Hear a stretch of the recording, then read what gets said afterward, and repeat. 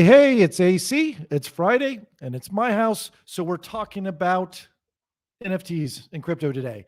I'm bringing in Roddy Knowles, friend of the show, very big into NFTs, a big fan of mine, big friend of mine, and he got me into NFTs. So now we talk weekly about NFTs. And so that's what today's subject is going to be about. And thank you for tuning in live or watching this later, leaving your comments on this podcast, liking and subscribing. All that stuff is great. I do want to hear all your feedback. And that brings me to today's episode. It's based on feedback that I've gotten. Whenever I have a new idea, new strategy, something that I promote or advocate for, people love to give me the opposite advice. And I encourage you to do that. I always want to be learning what both sides of every sort of strategy is. It makes me better at what I do. And I'm humble enough to say, hey, I was wrong. I've learned this new information and I've changed my ideas. I'm okay with that. I want others to be okay with that. I'm not to stick my head in the sand kind of guy and saying it's one way or no way. It's constantly evolving.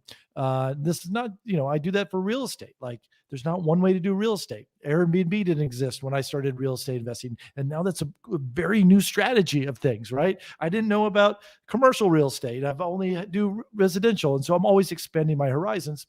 I'm bringing that over to the NFT world today. Two major sort of articles being floated around in the NFT space and world and being sent to me are these very popular takedowns of NFT. What's wrong about the technology, about the people in it. And I want to share that to you, to my audience today. So you can make your own decisions. Is this a space you want to be in? It's not all puppies and roses and rainbows as much as we want it to be, but nothing ever is. But I would be remiss not to share with you what those negatives are. So part of the things that we're going to be talking about today is one, there's a very long article that got circulated around in the past 30 days or so. This is by an entrepreneur named Moxie Marlinspike. Well, that's his name online. His real name is Matthew Rosenfeld. He's used to be an early employee at Twitter. He does a lot of security for Twitter, very technically savvy. He left Twitter to start a couple companies. Signal is one of them, which is like a text messaging app. Very well known in the Silicon Valley area as someone who knows what he's talking about. So on his blog is called moxie.org. His most recent one, which was January 7th of this year, it was called My First Impressions of Web3. Now, Web3 is what people are referring to this cryptocurrency space, this NFT space, this sort of new way of doing business. And it's a very, very lengthy article. Most people can't read it in one sitting, but I went through it, and I combed through it, and I kind of got the essence of what was wrong, because his first impressions of Web3 were fairly negative. And so I want to take that and bounce that off with Roddy Knowles today, but also a video that's gotten traction in the last 2 weeks is another one from someone named Dan Olson, who is a YouTuber. Folding Ideas is the name of his YouTube channel. He's on Twitter at Foldable Human. 2 hour and 20-minute video called Line Goes Up. And it's subtitled The Problem with NFTs. And so what that is, hey, the line doesn't always go up. And what he's referring to is, like, if you look at a stock market chart or economy chart, it's up and down. And hey, NFTs, the line is always going up. And he basically rips NFTs a new one. And he's very thorough. He's definitely has a TV documentary background. And he takes that approach to basically ripping NFTs a new one and all the problems about it. And a lot I agree with. And some of these problems will probably be solved in the future. Some may never be solved, and some might be the demise of NFTs. So with that sort of intro of these two guys who are well respected online, really saying letting the dirty laundry out on NFTs, I want to bring Roddy Knowles into the show and say, Roddy, we're going to have an interesting conversation today. Yeah, I'd love you want to talk about a couple people who are well respected online. You bring in someone who's not well respected online to play in the game. So yeah, happy to do it. I heard we're doing an NFT takedown. I turned my hat around backwards. I'm ready to go, man. Let's go. Okay. I'll give my quick caveats here. Haven't seen the video. I've listened to responses to the video since we talked about on every podcast I listen to. I just haven't been able to devote 2.5 hours of my time, or whatever it is, at 1.25 speed to get through it. So I'm looking forward to hearing your perspective on the video and your summary, and giving you a little bit of feedback and thoughts on it. Okay, great. Well, love to. Yeah, so it should be fun. And I think at the end of this, people are going to have different ideas about NFTs, and that's fine. And whatever we talk about today doesn't mean we don't change our mind next Friday, right? We're always learning new information in this space. Okay, so first I want to talk about Moxie Marlinspike's sort of. He was testing the system, and so what he did is he created his own NFT that had code in it. And what that code did was basically display a different picture depending how you are accessing that NFT. So what he would do is, like, if you're viewing it on OpenSea, it would be a picture of whatever, a dinosaur. But if you're looking at it through a MetaMask wallet, it would be a emoticon of poop. And if you did it through Rarible or something like that, it would have a different picture. And the point he was trying to prove was basically that just because you bought an NFT, you may not really know what you're buying, but it might be what you think you're buying on that platform that's viewing it. But if you're viewing it from a different platform, it might have a different thing. I thought this was actually pretty creative and made me want to buy that NFT, because, like, oh, that's interesting, right?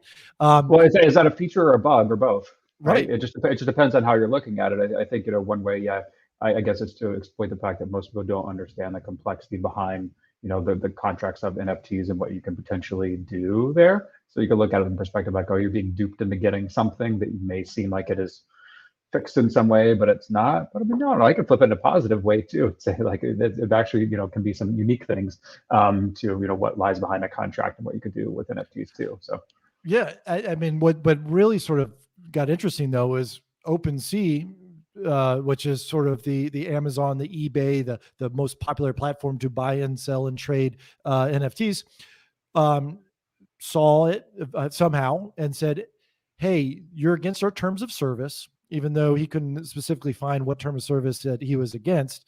But I think they caught wind of it from his article, and they deleted it. But they didn't just delete it off OpenSea, they also deleted it out of his wallet. And so he's like, now I don't even have this NFT anymore. And because somehow OpenSea was able to delete it out of his wallet, and even though it was on all these other platforms, which seemed very that's scary. weird. That doesn't make sense to me. But yeah, there may be something that I don't know in terms of how that happens, because wallet shouldn't be solely attached to OpenSea. OpenSea is just a way to view something if it's in your wallet. Not sure how that would happen, but yeah, maybe it's something I don't know. Yeah. So that to me was, an eye-opening. Hey, it's difficult, right? To confirm that what you actually have, and then also confirm that you get to hold it forever, especially if OpenSea could do something like that. I remember we had Jojo on here earlier to buy his first NFT a couple episodes ago.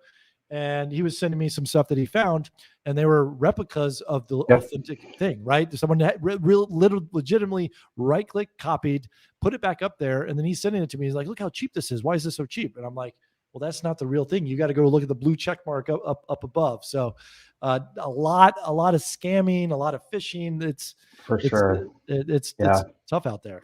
Definitely still buyer beware. And so some of this, I mean, ultimately it falls on the buyer, but it's also a lot to ask of buyers right now too, to like do that research and to understand. Like, I can go to Etherscan and like look at the contract. Like, I don't understand that stuff. I can't really do that. But I've got to rely on things like verified links and doing just some other common sense stuff. But some of this falls on the platforms too. I think it's a big gap for OpenSea to allow this stuff, because like I see it all the time, like every day, like collections that pop up, and they're a fake collection of this. Usually they're really easy to spot, but OpenSea's got to do better. And ultimately the platforms that do more curation in terms of like which collections are actually legitimate are going to succeed too, because I think personally there's too much that's put on the buyer now and like too risky. I've heard stories of friends who have done this too, that like usually it's for their first NFT, they don't know, and they click on something that looks exactly the same, and they buy it for 1/10 of the price. They're not asking those critical questions. So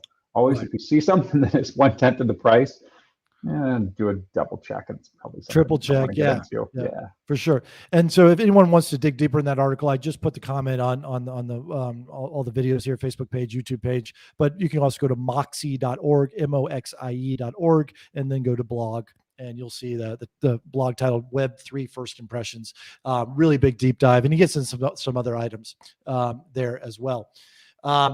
So moving forward, this is the most recent info, and I'm going to post that on here. This is Line Goes Up: The Problem with NFTs by Dan Olson, also known as Folding Ideas.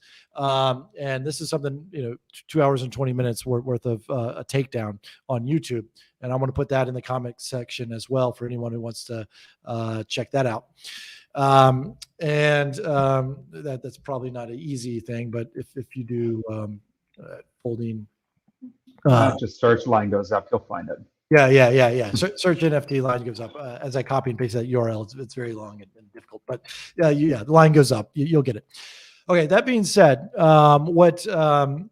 he and this happens also in cryptocurrency space. It's not necessarily limited to NFTs. He goes deeper on both NFTs and cryptos on this. It's called the greater fool theory. And if you're not familiar with the greater fool theory, what that basically means is almost like a pump and dump scheme. Like you buy in something that's $100, you might have been a fool because the person you bought it from got it for 50 cents.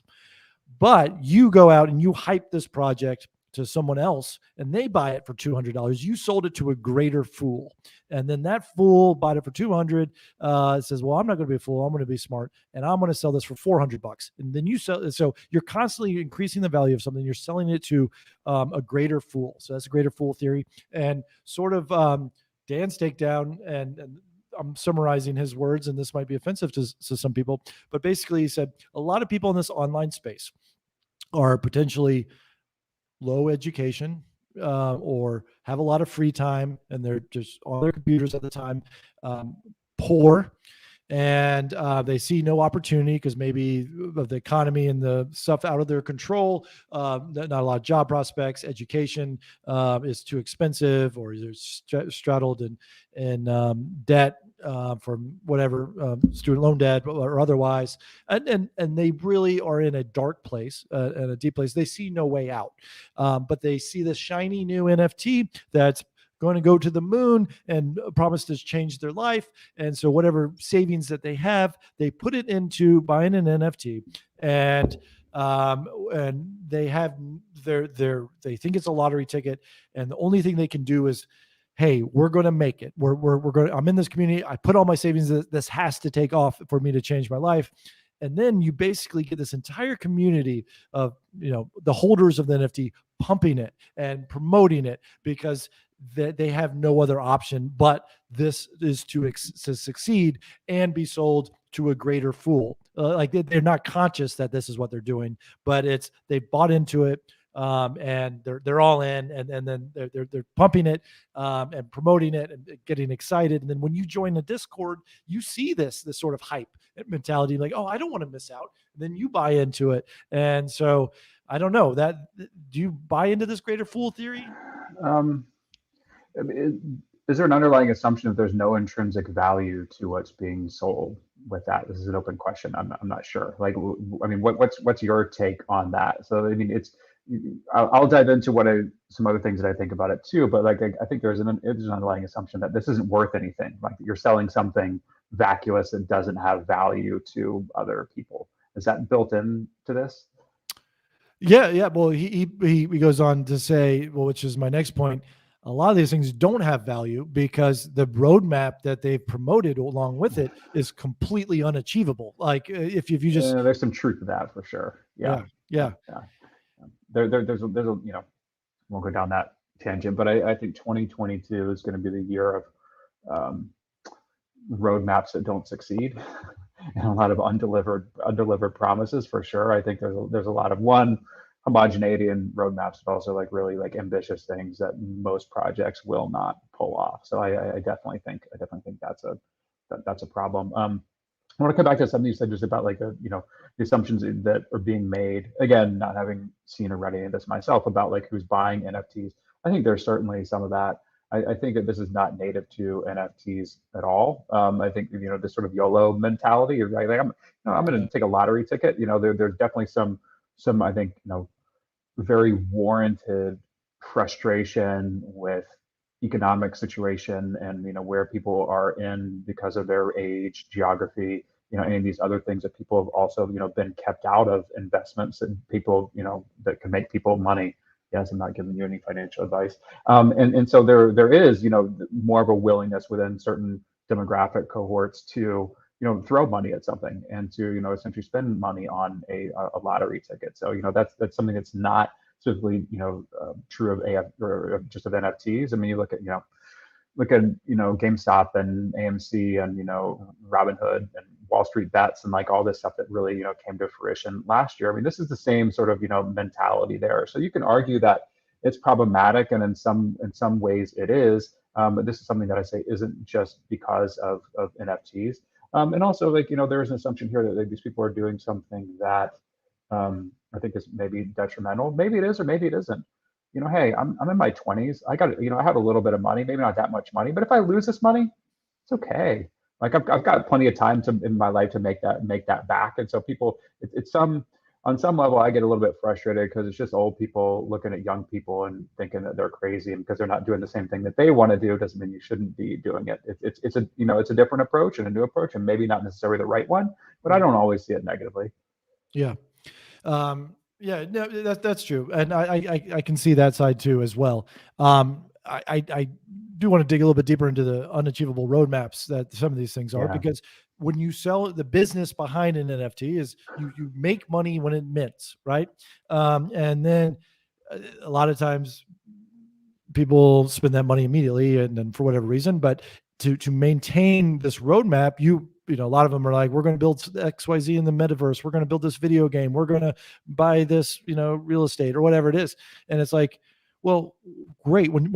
How? Like, you almost have to sell 2 or 3 more NFTs to do more fundraising, or come back to your community that bought in because you promised this in roadmap. And now at some point this roadmap's going to fizzle out, and then you're going to, it's going to look like a dud. And I agree with him on there. Like, some of this bright, you're selling a dream with an NFT, but it's an unachievable dream. So to be fair, not all of them. Just to be fair, like we're generalizing here, and that's fine. One of the things that I'll equate NFTs to, it's like VC investing, or even just like angel investing with like no due diligence. Okay. It's super risky, right? So that's why I always encourage people to do whatever due diligence you can. We've talked about some of this stuff on the show, looking at a team, understanding who it is, are people doxed, like looking at their roadmap. Not everyone is going to that level of due diligence, which is still very minimal when you think about some of these things. But also the level of investment usually is quite lower too. But really, this is the ability for someone to have a business plan and a business idea and go out and sort of fundraise that. It's almost like, I don't know what the analogy is, but maybe it's sort of VC investing plus Kickstarter, right? Again, with a lack of due diligence, and in some ways a lack of in some ways there is transparency because everything is on the blockchain and transactions can be seen and stuff like that. But also people can pull rugs, and people can be anonymous and do things like that, which is there sort of a lack of transparency there. So there are definitely problems and challenges in the NFT space for sure, and we should talk about those. I'm glad we're having this conversation. I guess my caveat, which I'll probably keep coming back to, is like, don't throw the baby out with the bathwater. Most of the projects are bathwater. But it doesn't mean that that you shouldn't be looking at projects. It doesn't mean this isn't many ways the future of commerce and many things that we're doing. And also, I could be wrong. Like, what about an Olson's piece? Like, is he only focused on what we usually think about as NFTs now, which is like PFP projects and stuff like that, or does he look at it more broadly? Because there's this underlying NFT technology that right now feels like we're just talking about one piece of it. Yeah. No, yeah. He covers everything from cryptocurrency to DAOs to NFTs and the future and what's it's built on. And you know, highly recommend carving 2.5 hours out of your day one day to watch it. But um and one of the things he also mentioned in the video is sort of I didn't realize this, but typically a lot of NFTs are sold with this cool technology called smart contracts, which basically says if it kicks off a computer algorithm on certain events. The most popular one is something called royalty, where hey, if this ever gets sold, you know, whatever 5%, 10%, whatever that was been programmed in the contract goes back to the creator of the NFT. Now, it's called a smart contract, but it's really a dumb contract. It just looks for a series of actions, and if one of those actions happens, then it triggers it. There's scams in place out there now where anyone could be airdropped an NFT into their wallet, and it has a smart contract. There's people who are applying for jobs out there in this space, and what they'll do is just create an NFT of their resume and airdrop it into the person who's hiring's wallet. And if I know your wallet address, I can put any NFT in there. And this is kind of cool when you're part of a project where the rewards are, hey, we'll airdrop you random NFTs that are worth something, right? But there's also scammers and fishers out there that will airdrop a NFT into your wallet. And if you hit delete on that because you don't want it, it will trigger the smart contract to do. I've seen people have done this, that it'll basically drain your account, or it'll transfer every NFT in your wallet into someone else's wallet. And all it was is something that randomly showed in their wallet, and they hit delete, and the smart contract said, hey, if this gets deleted, then we're going to do this action on you, which is like, Yeah, it's that terrible. totally sucks. Never delete anything. Just hide it. If you don't want to see something in your wallet, just hide it. And you know, not everyone knows that. And again, this is another place where the buyer should beware, but I think there's also some there's something required from platforms to be gatekeepers here and to prevent some of that. I mean, there's not even like a pop-up message. Are you sure you want to delete this? You're at risk. There's nothing. You just do it. You sign the hash. You don't even know what that means. There's a bunch of nonsense digits. You're just like, yeah, okay, get rid of this thing, and then you know bad things can happen. So I totally agree. I think that you know that sucks.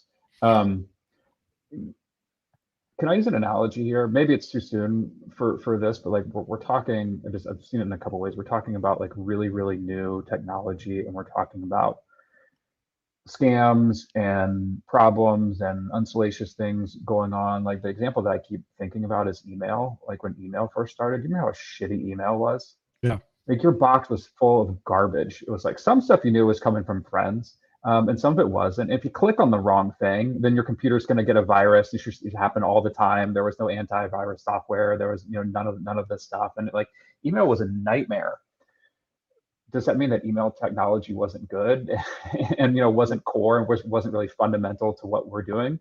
No.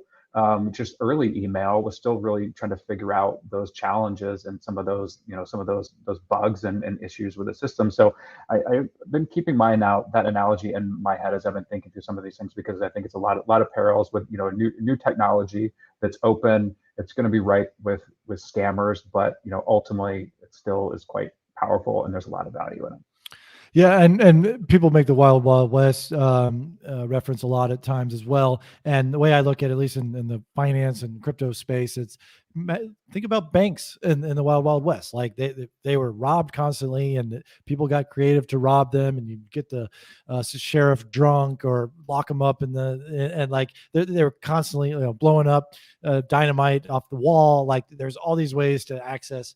And over time, technology of security of your money at a bank became better and better over time as well. So I do see some of that. But another point I want to make about the smart contract is if you understand how it works fully, you can circumvent it. So most smart contracts, that royalty is just, hey, if it ever changes hands, is when you send the royalty. So if you're moving it from one wallet to another wallet, then with it that you own, sometimes you have to pay a royalty because it doesn't know the difference. And then there's other ways where it's like, hey, we know it's looking for X to happen, but if I transfer this to you and sell it to you, but we do it in another way, why it won't kick off the royalty thing. So there's actually ways to say, hey, let's screw the creator. Let's avoid the royalty if we do this on a different exchange that handles exchanges differently than OpenSea, which it was programmed for OpenSea. But if you do it over here, then you don't have to change those royalties. So it's just like you got a real estate deal, and like I've got a contract with you, and I decide I'm not going to do that. I could still sell the property without telling you in some way, right? I could do it. I could do it and sort of cut the real estate agent out of the deal. So. Little, on some level, easier to do and some level harder to do. But yeah, definitely there are ways to get around that. So I do like the point you made with smart contracts, is they are smart, but in some ways they are dumb because they are attached to specific, they're essentially logic based, like one action means that it triggers another action. Yep. I put a comment on screen here. This is not financial advice. This is all we're not financial advisors. Do your own research on everything, and so that's part of this episode. That's the underlying theme on this episode. Yeah. I just wanted to mention it specifically. Okay. So DAOs. Well, we haven't spoken about DAOs at all. So how do you explain DAOs to people before I tell you what's bad about DAOs? But maybe we cover what's good about DAOs. Sure. DAO stands for Decentralized Autonomous Organization, and I'll boil it down in a couple of sentences. It means that these, decentralized, meaning like there's no one central authority that is in charge. You think of like a traditional company where there's a hierarchy and people on top. It's a board and executive leadership, and those are the people that make decisions. Autonomous means that there's these things can happen sort of automatically, so you can put rules in place to govern an organization. That's the last part. It's organization. They're a group of people, call it a company and not call it a company. So you put smart contracts in place to like do specific things, again based on actions. The other thing that's important is voting in a DAO. So then it's also democratized. So it can be, if you hold, say everything is equal. If you hold one NFT, you have one vote. If you hold certain kinds, maybe you have more votes. You have multiple NFTs, you have multiple votes. There are different structures.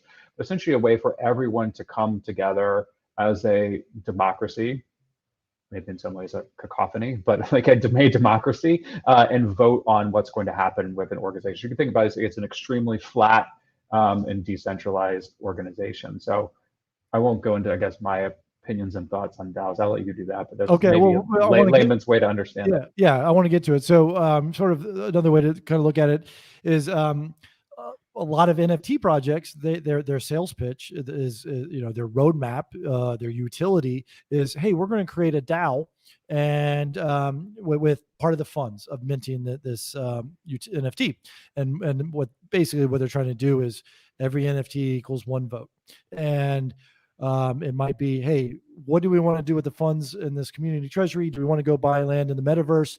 And then everyone votes a DAO, and then it's okay. Anyone in the DAO can promote what we're going to buy in the metaverse or what are we going to build, and then everyone votes again. One of the one popular one was that the Constitution of the United States was for sale, and someone created a DAO to pool people's money together so that they can put in an auction on a bid on the Constitution. And hey, you own a fractional interest of the Constitution of the United States. Now, not with the intent of, just to be clear with that, not with the intent of like reselling it and making money. No, just to say you own it, right? Which was interesting, and it got a lot of press, and it was fresh and new. But it doesn't work in an auction situation, because then the DAO votes on what their top dollar is, and actually it's quite clear how much money that they've raised. And so, if you're bidding against a DAO, you know exactly what their bid is, because you could just see it online what everyone's voted and communicated on. So they ended up coming in second on the auction, but partially because of that. I know there's DAOs out there who are trying to raise money to build partial ownership of a sports team. And then every single vote as your ownership of a NBA franchise or whatever goes to the DAO, and you all get to vote on that. And then I think you said to me that in some ways, I wouldn't necessarily say it's a DAO, but it's the same concept. There's a football league called Fan Vote Football League, I think. There's stadiums. Fan-controlled football? I can't remember. Football. Yeah. They're building a stadium like a mile from my house. But the fans get to vote on every single play of the football game. So it's a very slow moving football game because everyone's got to get their votes in before the next snap.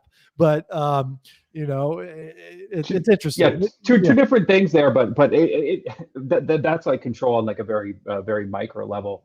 I'm gonna bet you, man. I don't know what time horizon is. Maybe we can offline we'll figure out what the over under is. Like there will be a sports team that is owned by a DAO. Like that's gonna happen. I'm not saying it's an NFL team. It's not gonna be. But like maybe it's gonna be these fan control football leagues that will be owned by DAOs. Like that could totally happen and gone from just like making those macro decisions to like the micro decisions of running a game. Super interesting. Yeah, and it's slow moving, and it's that's the con. But then at the same time, it's like, wow, man, I would love to own a fraction of the Constitution or a fraction of a sports ownership. Like, it's just cool to say. Like, I don't know what the resale value is or anything like that, but it's not always about the money. It could be about with the Constitution DAO, at least how it was typically promoted, is because they wanted to do good things with it. They wanted to be able to have it to be on display in museums and things like that, and then people could vote on where it would go and who it would be displayed to, and it's ultimately to preserve the Constitution and be able to like allow more people to access it and see it. And so at least that's how it was couched, is like doing things for the common good. I think most of what we've talked about now are NFTs and being focused on self-interested things, and that's simply not the case all around. Yeah. And so the takedown of DAOs is, like you said, the idea where it started was to do good things.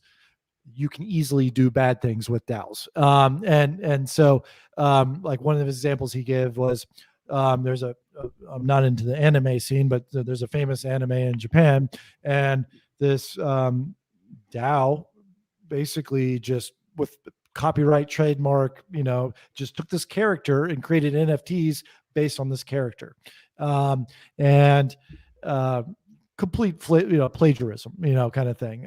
It's a cartoon, it's a franchise over there, and now that this collective is selling it, and their idea is, his response was basically, I hand drew the character, so I didn't really copy and paste someone else's drawing, so it's our drawing. And two, we're a DAO. The entire everyone who owns this is like 10,000 different people who are all anonymous. Who are you going to sue? Like, you can't sue. Are you going to sue the founders, or are you going to sue the holders? Like, we're all that we did something dumb and illegal, but I've spread it around so many people that how are you going to come after us? And that's kind of a scary world, It's scary. This is all like so early. I mean, like even just people are trying to work through now. How does a DAO pay taxes?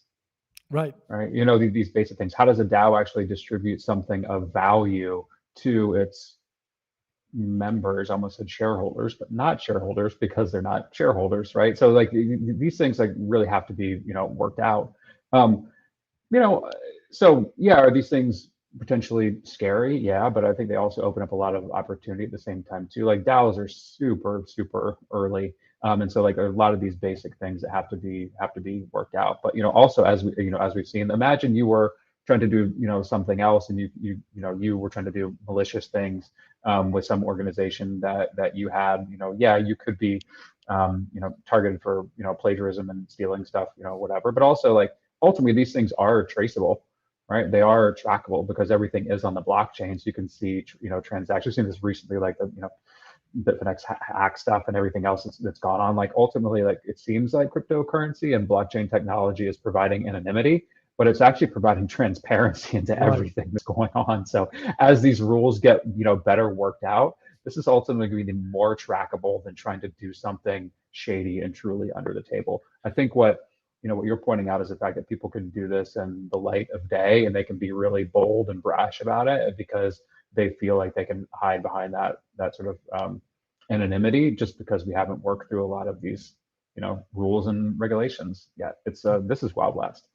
Yeah, and they always say to solve any crime, you just follow the money. I mean, that's easy in cryptocurrency and NFTs. And you can't money launder because it's so easy to follow the money. It went to this wallet, to that wallet, to this wallet, to that wallet. What can be tricky is who owns that wallet. So, and then, but if you follow the money, like what you're referring to, there was a Bitfinex, which was some exchange. Someone hacked in, stole billions of dollars. It was like 700,000 Bitcoin 6 years ago, but now it's worth like 4.3 billion. Finance really, really shitty rap videos, and then Yeah, I don't know. yeah, exactly. The husband and wife, the wife was a rapper, a terrible rapper, rapping about Wall Street and 20-year-olds kind of thing. But they finally this money got this. They just followed the money, and it went through some terrible organizations. Definitely crime related, maybe some sexual traffic rings, things like that. And then finally they tracked it to someone buying Home Depot cards and like AMC movie gift certificates. And at some point when they turn this money into real world utility, it's like, we got you. It took us 6 years kind of thing. And finally we were able to track down where this money came from. I don't necessarily think they were the hackers, but they knew they had illegal funds and they were trying to cash in on it. They don't seem sophisticated enough to me to be hackers based on the rap videos and interviews I've seen of them. Okay, so that's the traceable aspect of it. And so moving on back to kind of bring this back to NFTs. I hear this phrase quite often. Hey, we're in for an NFT winter. Have you heard that phrase? What that means? And no, I haven't, but I mean, I know what it means. Yeah. So basically, for one, I understand it. NFT winter means, hey, we have a lot of hype. It's all going up. There's going to be a winter where this all cools, freezes, drops. Everyone washes out, and then there'll be a spring again, and NFTs are going to raise within the like a rising phoenix of this sort of implosion of the NFT market. When everyone that greater fool theory maybe plays itself out. People can't live up to the hype. People run out of money. The economy does something like that. And so I think that is coming because of course it is. Yeah. Okay. This is how the world works. I mean, This is like literally how the world works. It's just things that are more volatile will have more volatile issues. We've seen this within the stock market. We've seen it within real estate market. We've seen it within almost everything. It's just like, what is the time horizon for this happening, and how dramatic will that winter be, and then how dramatically will things rise again? So yes, it's definitely happening. When will it happen? I don't know. If I knew that, I'd figure out the way to play it. But yeah, it's definitely going to be happening. It's just a matter of when and like how dramatic it will be. Yeah. So because a lot of people you'll hear FUD. This is an acronym in the space in cryptocurrency and NFT specifically. FUD, FUD, stands for fear, uncertainty, and doubt. And so the people who are on the sidelines exhibit one of those three things. And so when that NFT winter comes, which will definitely come, all those FUDs will say, "I told you so," kind of thing. But Gary V recently was like, I know this NFT winter is coming, and guess what? I'm going to be buying throughout the winter, because it doesn't mean the technology is going to become obsolete. It's not going to stop. It'll come back better. It'll be a better version of it, a better bank, a better security system, a better on-ramp, better ideas even, right? Because when we were first job hunting, this was right around the first tech boom. Everyone wanted pets.com. Every product had, every category had its own domain, had millions and millions of VC funding behind it. And, it all was unsustainable. Not enough people were online to buy the goods, or even trusted putting their credit card information into a website. Did it mean that the internet was a sham? Right. And that like this whole .com thing wasn't happening? No. It just, weeded out a lot of the nonsense, and, the strong survived, and it created a different foundation upon which to build. And that's definitely going to happen again. Right. It's not a matter of if, but just when. Yeah. So that's sort of the main takedowns of this article and this YouTube video. I think you covered it. Wait. Okay. So what does one do then? Like, I mean, does Olson like call people to do something, like saying, hey, avoid all NFTs because they're all a sham?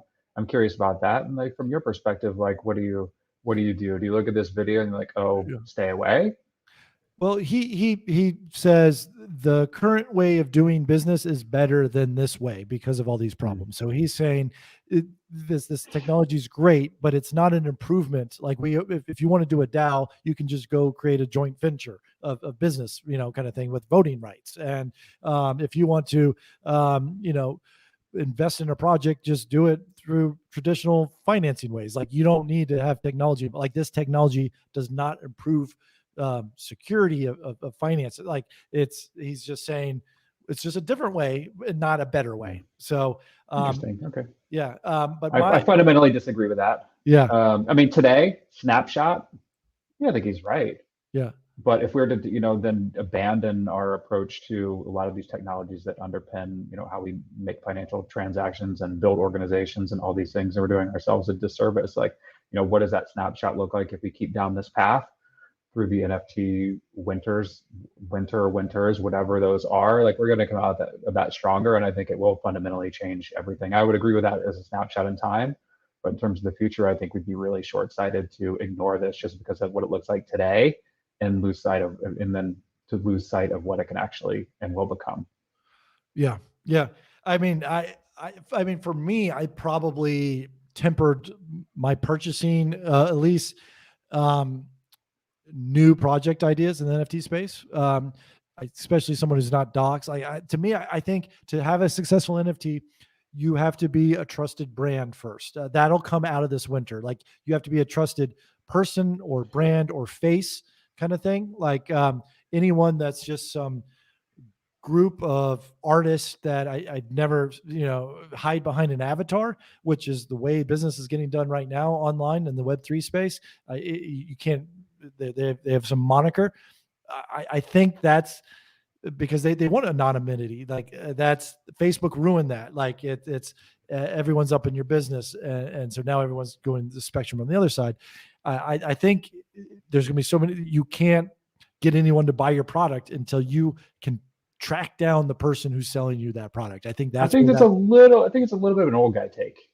Yeah. I think that there's something to it, but I wouldn't discount the ability of people to actually come out of this having built successful projects and maintain some degree of anonymity, whatever it is. I think it is easier and more reputable if you know the people behind it. But there will be people that'll build things, anonymously and still come out of this. I agree with the skepticism, but I think, I don't want to lose sight of, there is a reason why people are doing this anonymously to some degree and want to maintain, their personal who they are from what these things are, and to be able to build something successfully sort of with a layer of anonymity. I do think that it's going to come out of this. It makes me a little bit nervous, like for sure. That's like, the old guy, I guess, but like this on some level, this is the new world too. We need to be open to, these projects, some of these being successful and people coming out of it successfully.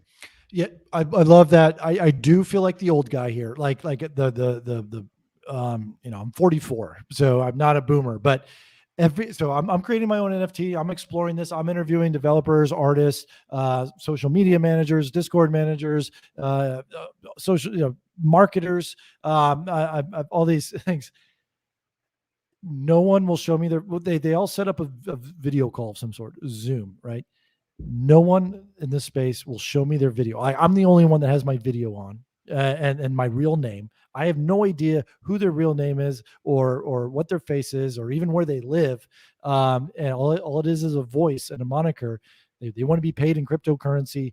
And it's like, I'm just like, I have trouble. Like, how am I going to give you money? Like to do this? Like, how can I follow through with you? Like, you're actually going to do this? Like, it's so weird. Like, and I feel like I'm an old guy. Like, I feel like when I was getting a job, like my parents were like, don't have a tattoo, or, if you get a tattoo, it's just showing, you got to look them in the eye and give them a handshake. And I'm like, whatever, people don't care about tattoos anymore, mom. But like, that's how I feel now. It's like, okay, well, I'm the weird one. Like, this is how business is getting done. It's not look them in the eye and a handshake. It's my reputation is my moniker, kind of thing. Well, at least you kept you away from getting that face tattoo you wanted to get. So yeah, right. I mean, on a very much smaller scale, like I had to decide what did I want to do when I was buying NFTs. I think we never talked about this, but seems like you made the same decision. Like, do you want to have a social profile that is, obscured and anonymous? You can go in and, chill and pump NFTs, or, just be online, or do you want to attach it to your actual public profile? I made the decision to do the latter because, like, I'm not ashamed of anything I'm doing. If I'm going to promote something, it's fine. I'm going to stand behind that. Like, that can be attached to me. The vast majority of people haven't made that decision, which I do think is a really interesting one. And it's hard to know who those people are and why they're making that decision because they are anonymous. But just look at all the people online, on Twitter, for example, that are in the NFT space, that are influencers, are just making a lot of noise. The vast majority of them either hide behind an avatar, or maybe who they are, but they use something else, primarily to identify themselves. So I think that's a super interesting decision that everyone sort of has to make these days. Switching gears a bit, the future of NFTs, you like you said, is all these bad things going to ruin NFTs?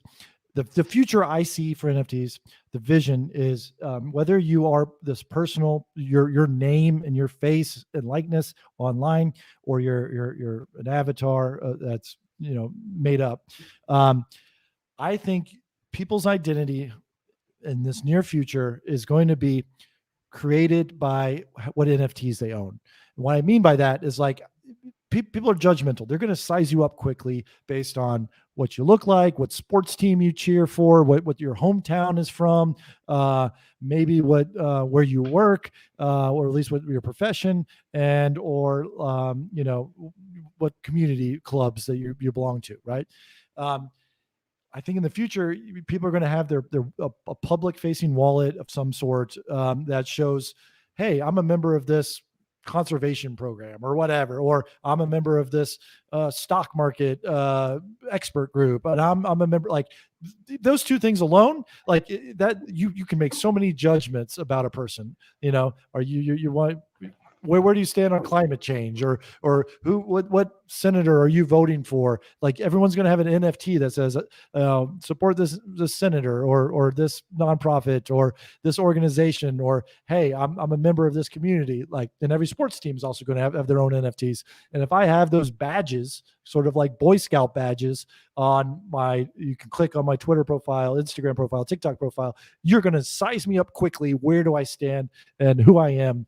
And I think people are going to have their resumes on there. Like, it's going to be, well, what online identity do you want to cultivate? Do you see that happening?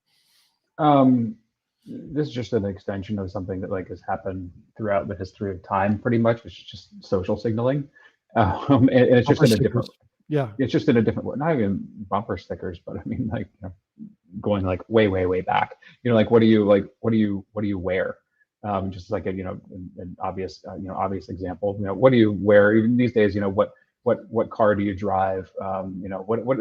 Everything that people, not everything, but a lot of what people are doing, is a social signal. This is a way to socially signal in, we could say, an anonymous way, but in some way a more transparent way, just doing it all online. So, sort of, Web3 way of social signaling, rather than you and I, like, I'm going to show up to a business meeting and you're going to see what car I got and how I dress. And you may know something about me because you've talked to someone, you want to do a deal over a handshake. Well, now you're going to meet someone online and you may not see them, and you're going to see their avatar, and you can see what NFTs they hold. And you maybe can see their wallet and how much money they have. You can see who they're connected to, and you're making decisions based off of different things. So it's taking away the ways that we have always as humans used to make decisions and just reframing them for a new world. So it's on some level it's scary. It feels a little bit weird, especially for those of us who didn't really grow up native to this. I think you and I are sort of on the fringe of that. Yeah. So it's really interesting. How fast is it going to happen? I'm not sure. Everything feels like it's happening really fast right now. But to your point about the NFT winter, I think there's a lot of hype behind everything that's going on. With NFTs, with crypto, with Web3, these things that get sort of intertwined, and that will not be a line that always goes up. There will be ups and downs, and ultimately, I think the line is going in the right direction, or going in one direction, whether you think that's the right direction or not. But it's not going to be, just that line will not always go up. Well, I think that's a great way to end this episode. Thank you, Roddy, for tuning in. And you have any parting words about good and bad of NFTs?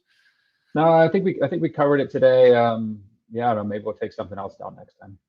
Okay, guys, well, follow us along online at the House of AC, at Roddy Knowles. We're both on Twitter. I'm also pushing my TikTok now, Roddy. You should go check that out. A lot of NFT people are moving from Twitter to NFT. So if Will you're, there be dancing it depends. What from I you realize, specifically?